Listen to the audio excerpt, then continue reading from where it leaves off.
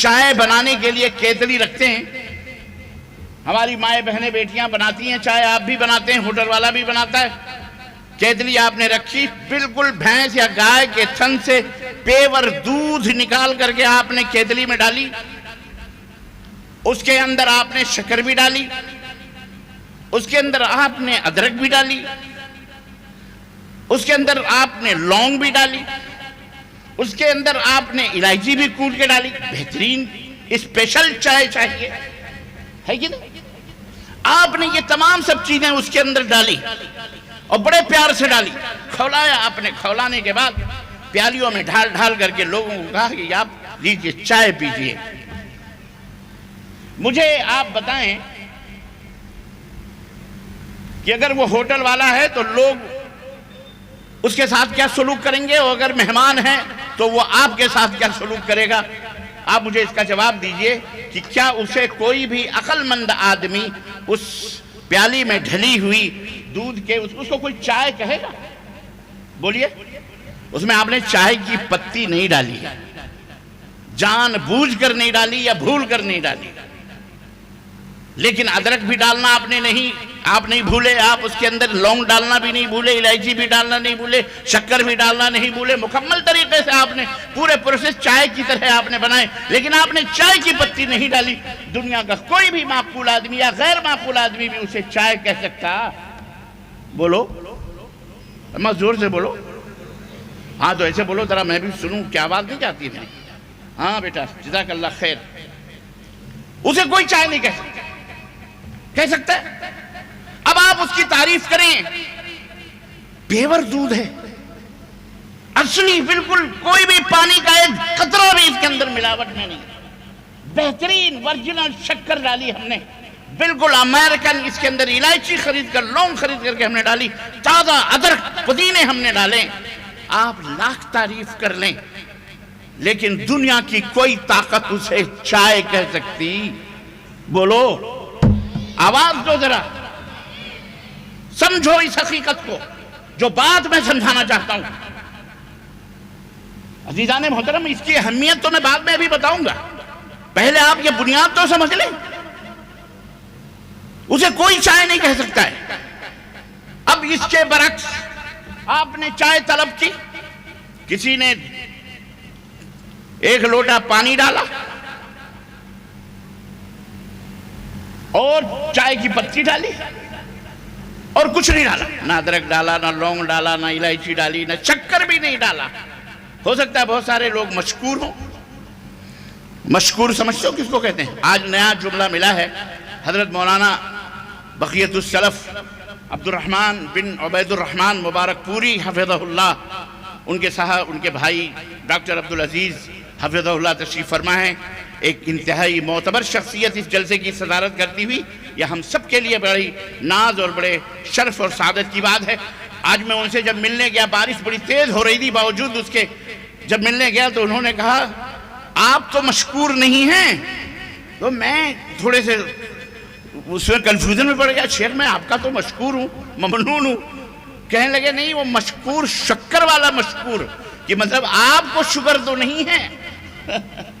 تو وہی بات ہے، آپ نے شکر بھی نہیں ڈالی کیونکہ بہت سارے لوگ آج کل شکر نہیں پیتے، اور آپ نے شیشے میں ڈھال کر کے وہ چائے کی پیالی یا چائے کا گلاس کسی کو بھی دیا اور اس نے چکھی، اس چائے کو تھوڑی سی چسکی لی، فوراً وہ بولے گا یار یہ چائے میں آپ نے شکر نہیں ڈالی، یہ شکر آپ بھول گئے.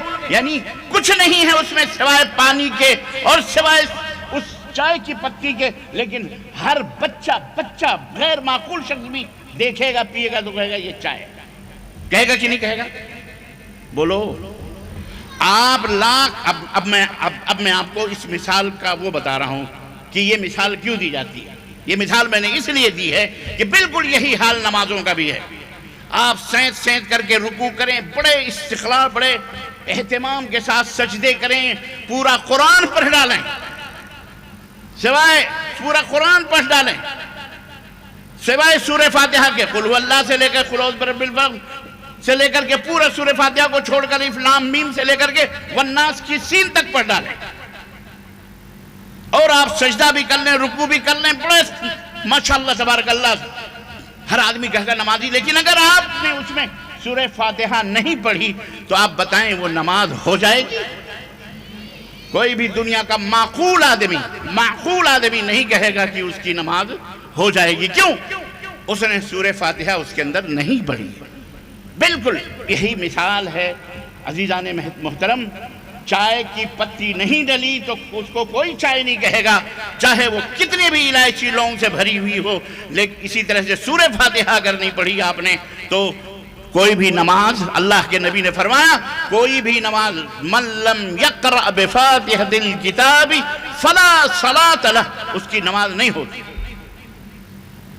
اس کی نماز نہیں ہوتی، وہ فرض ہو، نفل ہو، اکیلے ہو، منفرد ہو، خلف الامام ہو یا اکیلے پڑھے، کچھ بھی اس کی نماز نہیں ہوتی۔ عزیزان گرامی، اب آئیے کیا بات ہے سورہ فاتحہ میں جس کی یہ عظمت اور جس کو سبع مثانی بھی کہا گیا، جس سورت کے بارے میں آتا ہے یہ 2 مرتبہ نازل ہوئی ہے، جبریل سے 2 مرتبہ لے کر کے آئے۔ اس کی تو بڑی خصوصیتیں ہیں، میں ان خصوصیتوں میں نئی تفصیلات میں جانا چاہتا، البتہ جو میرا موضوع ہے میں وہاں سے لوں گا، اس موضوع کو میں آپ کی خدمت میں رکھوں گا۔